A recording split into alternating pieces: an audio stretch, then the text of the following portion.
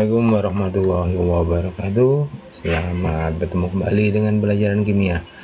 Materi yang akan Bapak jelaskan pada kesempatan yang berbahagia ini yaitu tentang materi terakhir di semester ke genap ya, untuk kelas 10 ya. Mudah-mudahan materi selama 1 tahun yang kalian pelajari secara online dapat kalian pahami dan menambah wawasan tentang kimia dalam kehidupan sehari-hari.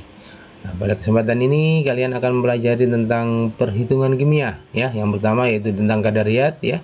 Kadariyat dalam campuran merupakan banyaknya komponen zat tersebut dalam campurannya. Kadar campuran terdapat dalam bentuk sebagai berikut. Yang pertama yaitu persen massa, kedua persen volume, yang ketiga bagian per juta atau BBJ atau sering juga dengan ppm part per million, dan D kadar unsur dalam senyawa atau campuran. Nah, kita mulai dari yang pertama yaitu persen massa. Persen massa ini berlaku apabila zatnya berupa padatan ya, berupa padatan atau solid ya. Persen massa menyatakan banyaknya zat terlarut dalam 100 gram larutan. Satuan ini digunakan apabila zat terlarut berupa padatan.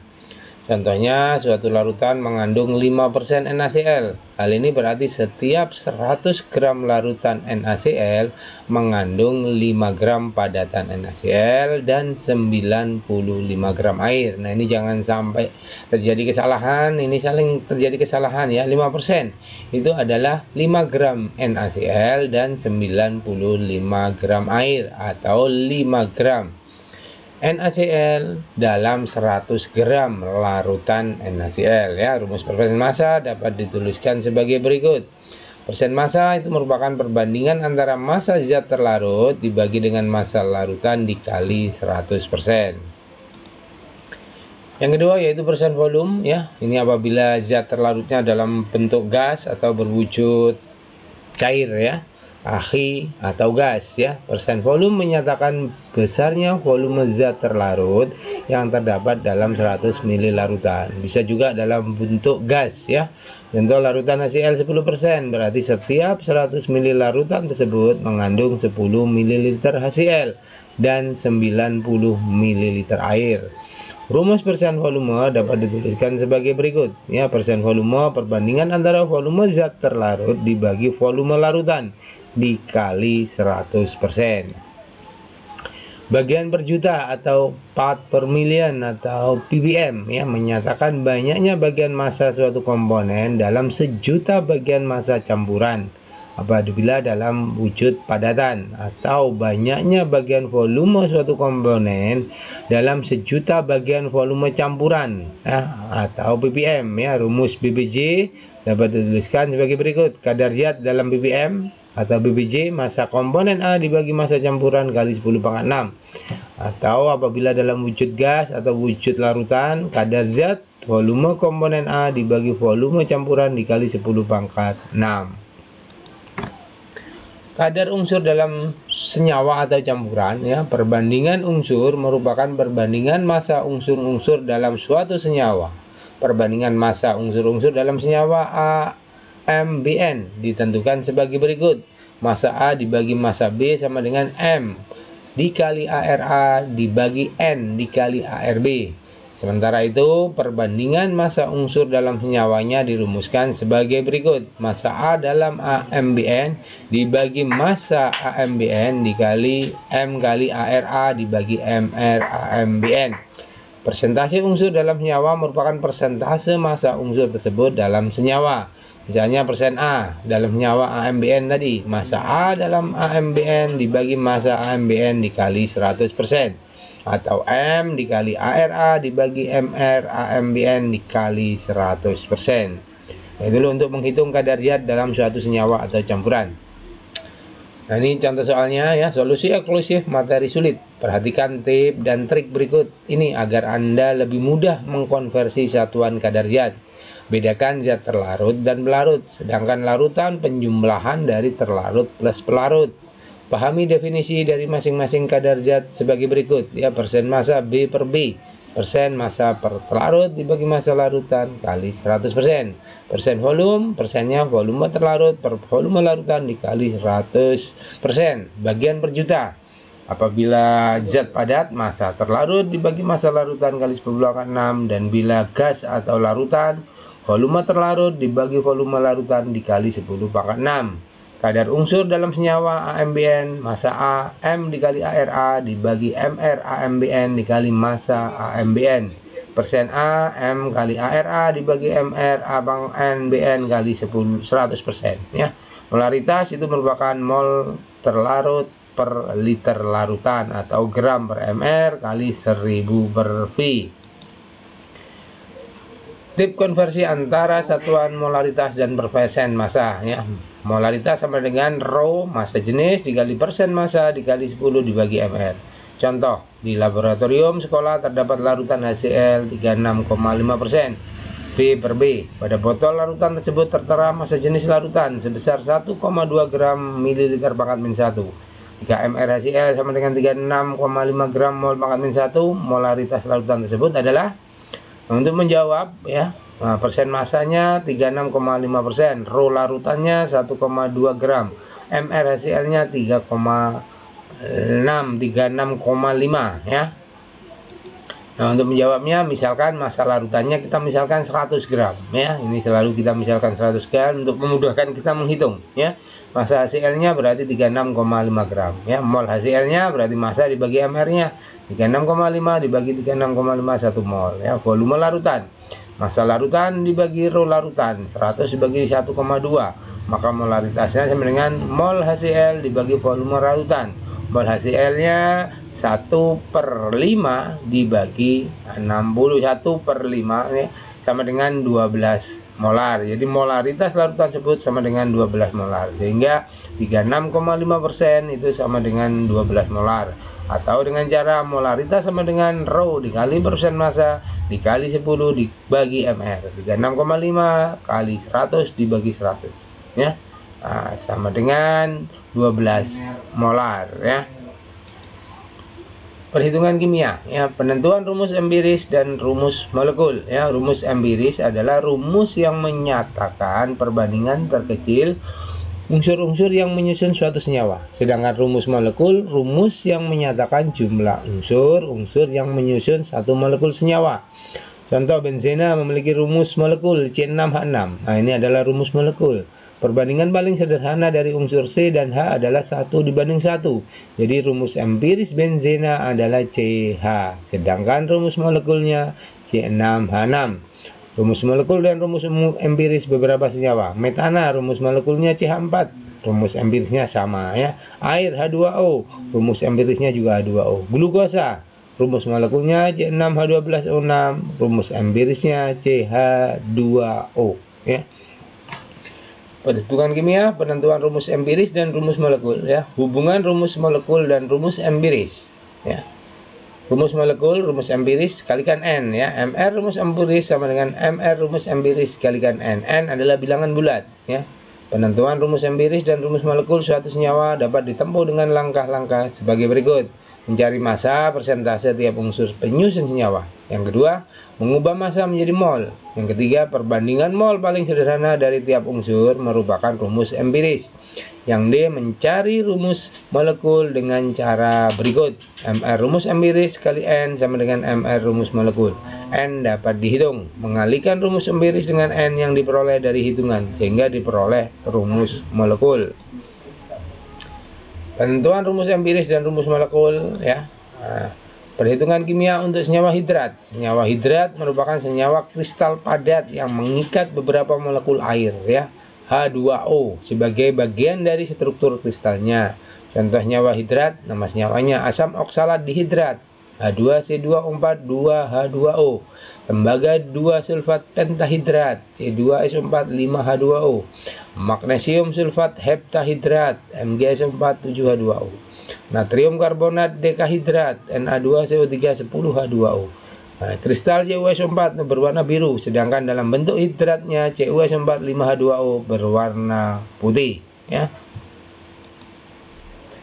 Senyawa hidrat. Pada dasarnya, penentuan rumus senyawa hidrat merupakan penentuan jumlah molekul air kristal atau anhidratnya, yang pada umumnya dinotasikan dengan X. Contohnya ini ya, sebanyak 32,1 gram senyawa LiClO4X H2O. Nah, kita bisa menentukan nilai X dari data soal. Ya, dipanaskan hingga seluruh air kristalnya menguap. Massa padatan tersisa adalah 21,3 gram jika ARLi 7 gram, Cl-nya 35,5 gram, O16 dan H1. Tentukan rumus senyawa tersebut. Ya, penyelesaiannya ditulis persamaan reaksinya dulu ya. LiClO4X H2O terurai menjadi LiClO4 plus H2O. Nah, diketahui gramnya. Sehingga massa H2O ya, sama dengan massa LiCO4X H2O dikurangi massa LiClO4. 32,1 dikurangi 21,3 berarti 10,8 gram. Mol LiClO4, jadi gramnya dibagi dengan mR-nya. 32,1 dibagi mR-nya ketemu 0,2 mol. Mol H2O gram dibagi mR air 18 0,6 ya. Koefisien LiClO4 dibagi mol H2O sama dengan mol LiClO4 dibagi mol H2O.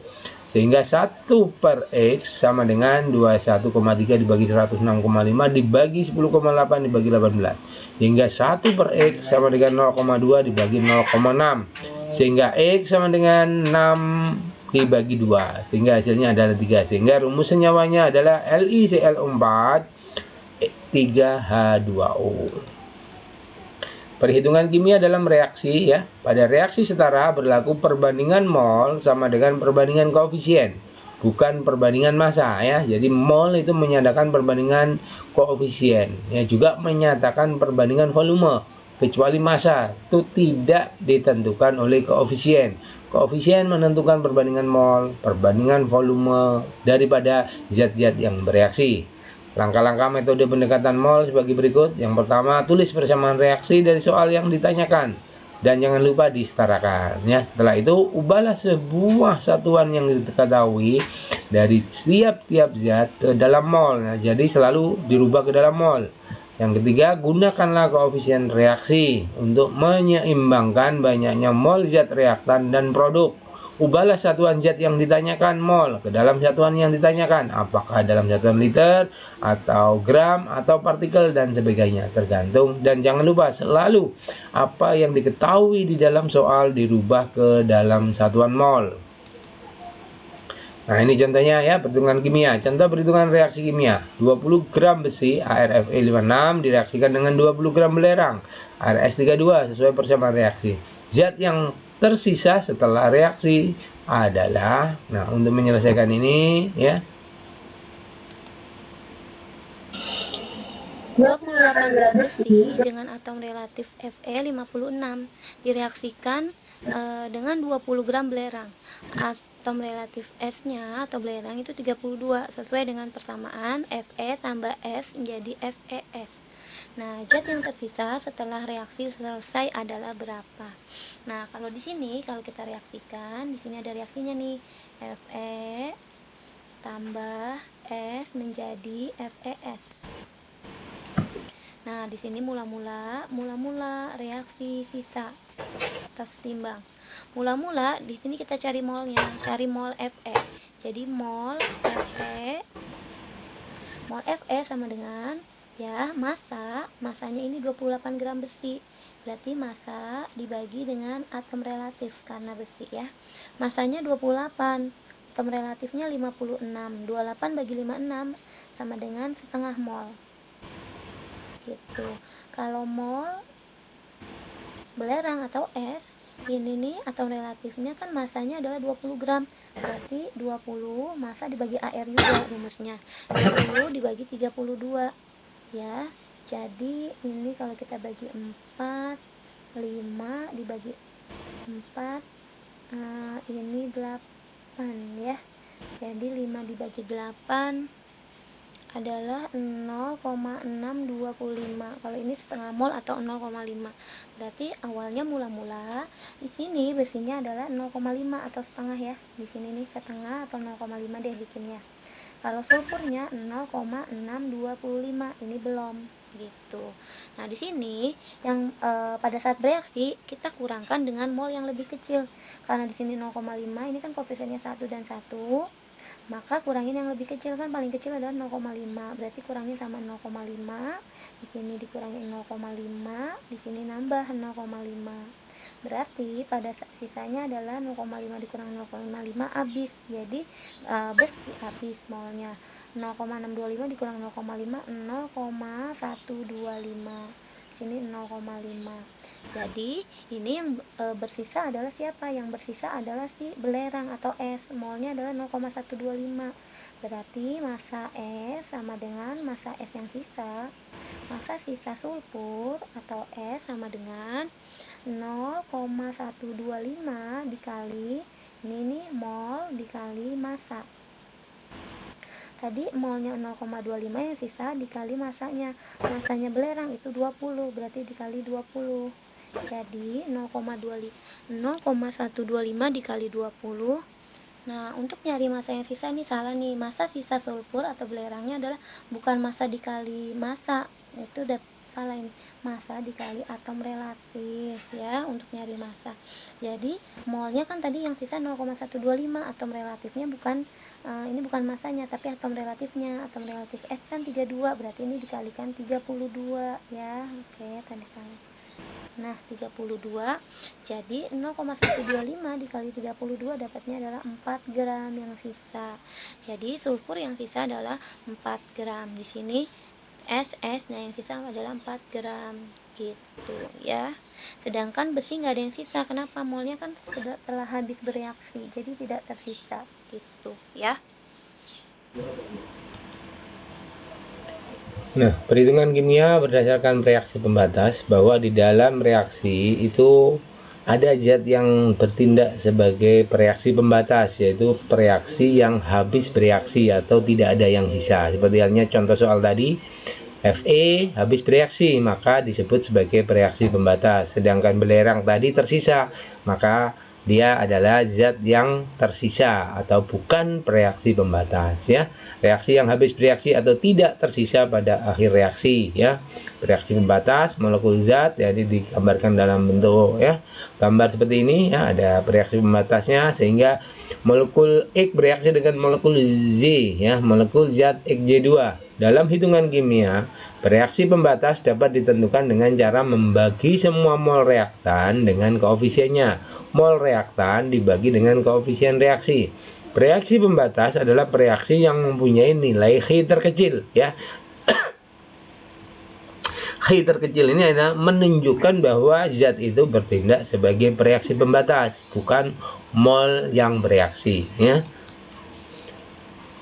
Bahkan untuk memudahkan mempelajari konsep mol sebagai berikut ya, mol itu bisa berubah menjadi molaritas ya, ini ke molaritas dibagi volume ya, molaritas dikali dengan mol ya, mol ke massa ya berarti dikali dengan AR atau MR, kalau massa ke mol berarti dibagi dengan AR MR ya, mol ke jumlah partikel berarti dikali dengan bilangan Avogadro, tapi kalau jumlah partikel ke mol, jumlah partikel dibagi dengan bilangan Avogadro. Dan apabila dalam keadaan STP ya, itu dikalikan dengan 22,4 ya, mol kita mencari volume berarti mol kita mencari volumenya berarti dikali dengan molnya ya, molnya dikali dengan ya bilangan ini ya. Pada keadaan standar ya kita mencari volume daripada zat ya, maka molnya dikali dengan berapa volume molarnya, yaitu 22,4 ya. Terus kalau kita mencari mol diketahui volumenya ya, nah ini dibagi ya, harusnya mol sama dengan volume daripada zat dibagi dengan volume molarnya ya. Contoh soal ya, logam krom Ar52, gram dilarutkan dalam asam sulfat menghasilkan larutan kromium 3 sulfat dan gas hidrogen. Reaksi yang terjadi sebagai berikut ya, CRS ditambah H2SO4 AKI menghasilkan CR2SO4 3 kali AKI menghasilkan H2 gas belum setara. Nah, ini harus disetarakan dulu ya. Jika 300 ml larutan H2SO4 2 molar tepat bereaksi dengan logam tersebut, massa logam yang direaksikan sebanyak ya, reaksinya disetarakan 2Cr plus 3H2O, CR2SO4 3 kali plus 3H2. Volume H2SO4 300 ml dirubah ke liter 0,3 liter. Molnya kita cari, molaritas dikali volume 2 dikali 0,3 berarti 0,6 mol. Mol Cr, koefisien Cr ya 2. dibagi koefisien H2SO4 3, berarti 2/3 kali 0,6 sehingga 0,4 mol, sehingga massa Cr sama dengan mol dikali AR nya 0,4 kali 52 20,8 gram ya.